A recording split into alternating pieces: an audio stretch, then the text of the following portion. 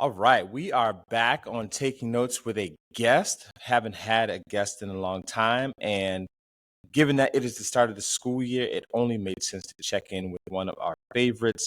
It's Lisa Johnson, the founder and executive director of Private School Village, which is no longer just a Los Angeles and SoCal thing. It has spread its wings. We will let her talk about that in a second. But Lisa, how are you?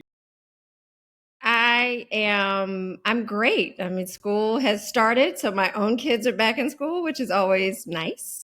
And PSV, we kind of take the summers off a little bit, so we're getting back into it, as you know, prepping for our what is the biggest private school community event of the year, our back to school picnic and fair in a few weeks. Yes, we're going to get to that in a second, but I like where you started talking about the fact that you do take time, and I'm sure part of that time is for rest, but I also know enough about you and Denisha in particular to know that that also means planning. So coming into this school year, what are your points of emphasis? Oh, there are many. First and foremost, really not getting lost in the chaos that is all around us right now Mm, in the world, and really making sure we are leaning into why this whole movement got started in the first place, and that is the students. And so, with that in mind, we spent a lot of time over the summer really being intentional about building out more of our programming so that it's having a greater impact. So, for example, our high school leadership program has about 100 high schoolers from various private schools across LA in it.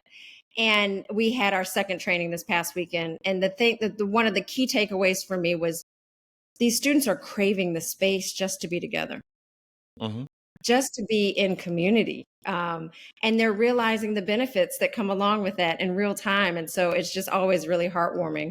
Um, and so, again, focusing more on being intentional about focusing on the students, particularly around our programming. That would be number one. Number two is our growth.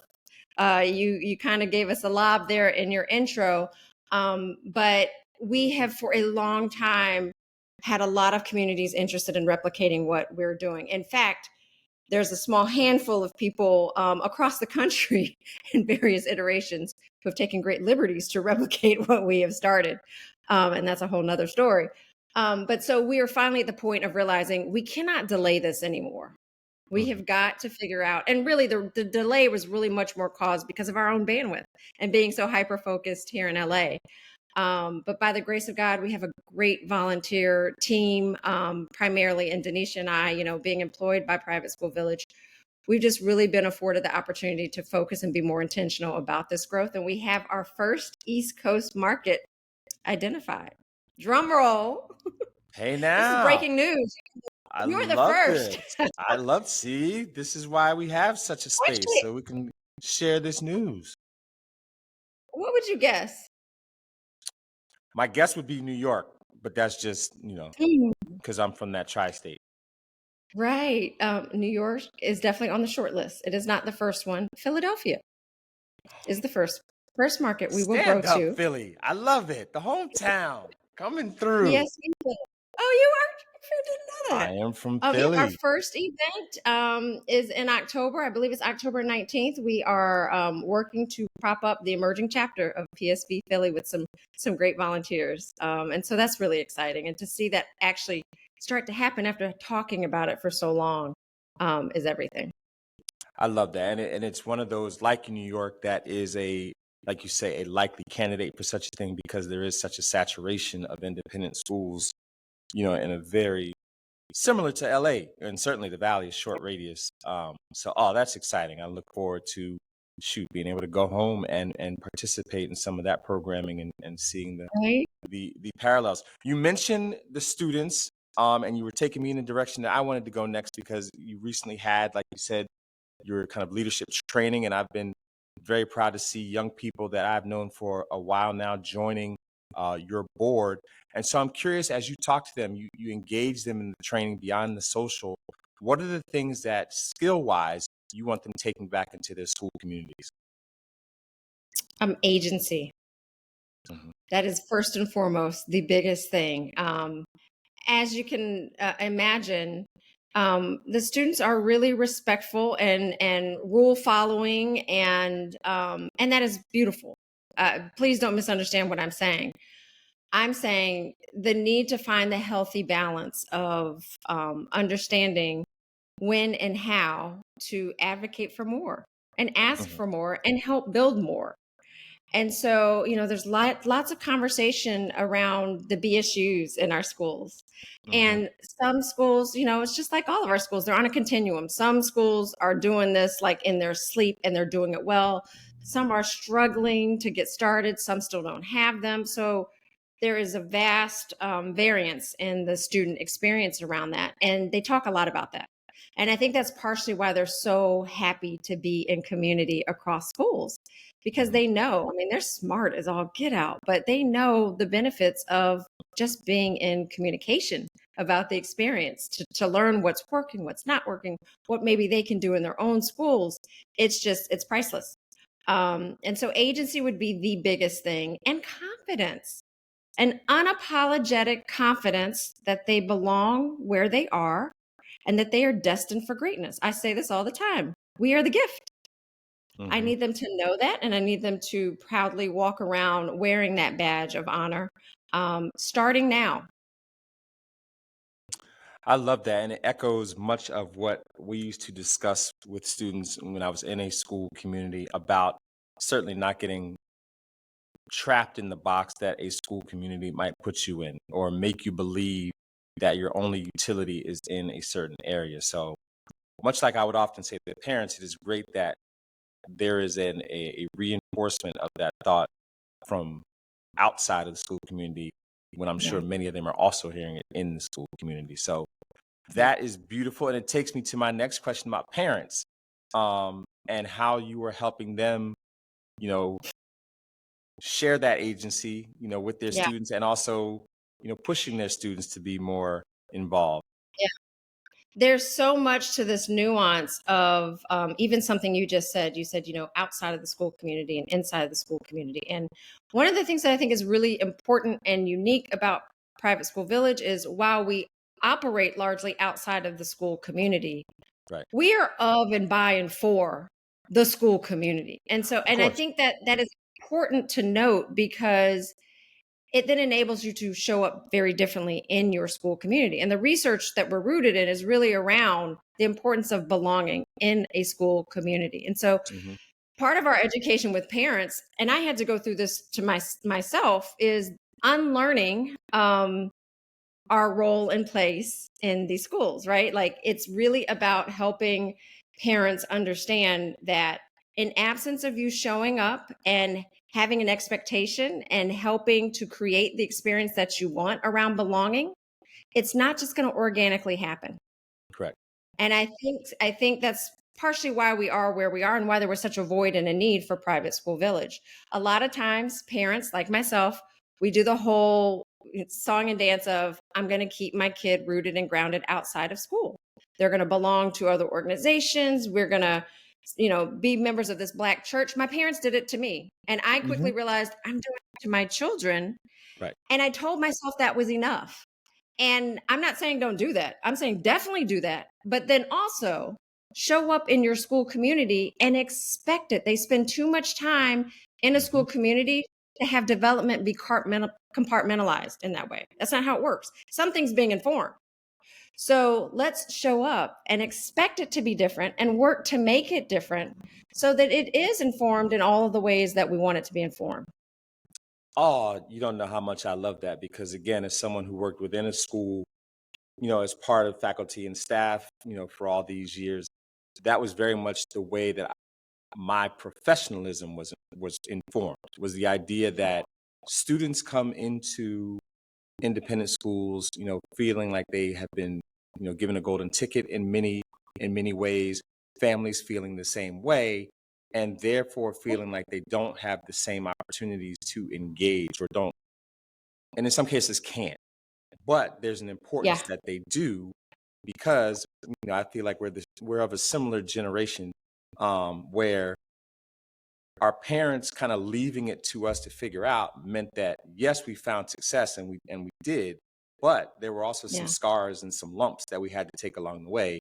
That with, like you say, Right. a more present, family involvement means that. So maybe some of those are avoided, and maybe there's a different Right. advocacy so that, in the future, institutionally, those things don't happen. So I love that you are Absolutely. helping equip parents with that. It's almost the double-edged sword of privilege. The notion of Mhm. privilege, like it is a privilege to be in private school. Absolutely a privilege. That privilege doesn't negate need for support. Mhm. And I think something happens with us when we think we get into that world of we got in, and Right. no, you get in and then it changes and you need to still be as engaged, as involved, and the needs are different. Yeah, and I want to give you your flowers, if I may, for a second, in that you take that to the highest level, that thinking, in that you train parents, or certainly put parents in community with trustees, because to understand independent schools is to understand that those parents who make it to the upper echelons of the parent association and definitely onto the board of trustees really are able to impact the school in a way, again, that certainly I knew no parents in my generation when I was in independent school who no kids whose parents were a trustee. I knew none who were black, Yeah. Yeah. you know, but Yeah. now I could rattle off to you, I in my phone I know 10, and that's just Yeah. a different, way. And you have trained um through the Board Leadership Institute, what, over 100 now, close to 100? I think it's about half that, but thank Okay. you. I'll take it. And candidly, we've actually paused that program just for this year so that we can go back and be more intentional about how it's landing and the impact that it's having. What we were seeing was we're sending people to this great training. Hmm. How do we make it then land on the other side so that schools are Mm, really tapping into parents and we're completing the impact that is possible? It's all well and good to be training people, and certainly the board level training that they were getting was much more expansive than just for schools. It right. certainly served them and could help them on the corporate side as well, which is great. But we really want to bring things back to our mission and how this is really, really landing. And it is the pause does not mean we don't value that and want to certainly pick it back up. We want to pick it back up so that it lands in a different way. But you're absolutely right. Like, oftentimes I think the root of a lot of our work begins and ends there. This is the power and the leadership structure of every school. These are the people setting the policies and creating the cultures for their schools. And so in many respects, it's where a lot of this work really needs to rest. And so we really hope to get back to this next year. Part of us pivoting to focusing on students was, well, let's start with the students and focus on the leadership there because we know we can really impact that immediately, and then grow from there on the parent leadership piece.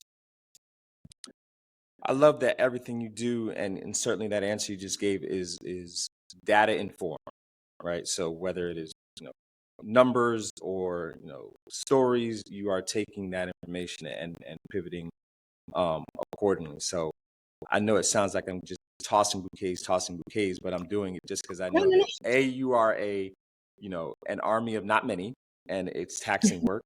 So the affirmations help keep you going, and B, just to underscore the importance, and maybe somebody hearing this says, "Wow, that's great." You know, how can I be helpful? yeah. No, the affirmations are definitely they're never enough, honestly, and they are payment for the work because it is hugely taxing. I think people don't understand how much we carry, not just in our own schools. Denise is in a school and I'm in a school, but Hmm. across all schools because we are so ingrained in this work and so in tune with the experiences of other families in schools. So I appreciate the flowers. I will take them at any time. I also think it's worth noting though, like um, there is so much to this. It is so much bigger than me and Right. requires the army of parent volunteers Hmm. and school partners who, I mean, I marvel over that piece alone, like the number of people who genuinely are down for this mission and get it from their core, get it, is great. To me, the opportunity and the challenge that I think we always face is is proving impact, because we are talking about like the social emotional aspect of development, and how you prove that in a situation where most people want to look at hard numbers for something is Right. always our challenge. And so I love flowers because they're testimony to that, in a way that we really have to capture and make sure people understand broadly, so that those who don't know can also join this, movement and help us make a difference. I was going to go in a different direction for my last question, but I want to pick up on that because it'll even have us end on a more positive note and just ask you to share, a story that comes to mind of positive impact. Like if not for PSV, our family might not have done what or had what experience. So last night I was on a call with parent ambassadors. It was their kickoff call. We had about 70 parents on that call. And one of the things that was shared, I mean, so much is shared in that call, but one of the things that I'm seeing a lot of the schools do this year is really, it's like it's finally clicking, what PSV's potential might be for some schools. And so, as you know, in our schools, there are student affinity groups, there are parent affinity groups, and inevitably there's always budgets and budget concerns around Hmm. that. And and sometimes it really does take resources to really do right by the potential of getting us together. And so PSV gets to play a centralized role in making sure those affinity groups are resourced and supported. And so what we're seeing for the first time this year is real intentional planning for their affinity group calendars around PSV opportunities. It is an Mm. intention that we've not seen as clearly before. And so, for example, there's one school, we've just rolled out a grade level social pod program, which basically is racial socialization for kids in pre-K through eighth. This one school was trying to figure out what to do for their middle school students. They literally took our social pod program and said, we're going to ask our families to sign up for this social pod program. And around that, we're going to build in additional opportunities to affirm our children, particularly in the school culture and community that they're in more directly. So they're doing things like organizing meals around some things, or meetups, or transportation, even like party buses, but designated times to gather in their own community, before and after what we have planned. And the beautiful thing about the pod program is every pod program is an event or an activity. There's a meal and or a heavy snack associated with it. So there's an expense there in real time that maybe schools couldn't offer before. And we're able to offer it because we're centralizing it. And so just to see the intentionality, like I've always said from moment one, we can talk community all we want, but the intentionality behind building this community has to be there. Like it's not going to just happen by itself. Just by saying we have it, there's just not enough of that. That just is not going to land in terms of the impact that we need. And so to know that schools are using us and groups and parents are using us in that way, I know that on the other side of that, it's going to equate to experiences and relationships that otherwise might not have been as effective before, because maybe they couldn't convene as often, or experience racial literacy training in the way that we're going to. Do you understand what I'm saying? So 100%. there's a yeah, there's an additive piece to this that is just, and I gotta say, like when we first started, I'm not sure we envisioned this being the need. And so it's nice to be in this position to be able to fill that need. But we hear all the time things like, my child had a date for the prom this year, or Hmm. I had a Hmm. swimming pool full of Black boys at my Yes. son's birthday party, whereas Mhm. before, we just weren't tapped in. And so it is definitely bringing people in, and together in a way that is priceless. And again, to take it back to your flower comment, I love when people understand this is because of this, because it would be easy to take it for granted, and it would be easy to think that, oh, it was going to happen anyway. Mm-mm. I love it when people understand this is only because of this community. That's powerful. So I love that. I love it. We can end there with you just plugging what's coming up for you. Where can people find information on PSV so that the village can oh, continue to grow? We have, I mean, like we are giddy about this school year. If you go to privateschoolvillage.org, you'll see a litany of upcoming programs and events that we're currently advertising, including October 15th, a conversation between high school students and author Ta-Nehisi Coates, and social pod programs and Black history from a decolonized perspective for 4th through 8th graders. So there is truly something available for everyone, no matter where you fall on the K through 12 continuum of being a private school, and that's going to be for the rest of the year. So we just really hope people will show up and be engaged, and show up not just for our big events. Like certainly the picnic is a must, and so is the soiree, and those are great. That is not true participation in the mission of PSV. That is great. Like, and those events certainly do like fill our souls in such important ways. Anchor But events. really dive into the programming. Dive into the programming that will affirm you in also wonderful ways. And so we're just excited about the school year. Excellent. Well, Lisa, we appreciate you. We love what you and your community and your leadership have done and continue to do. You know that I am always a phone call away to help. And so we will continue to call and get updates, because this really is a valuable piece of our community that needs to keep going and needs to be a legacy for all to share. And so we thank you. From your mouth to God's ears. Yes. Have a good one. All right. Thank you.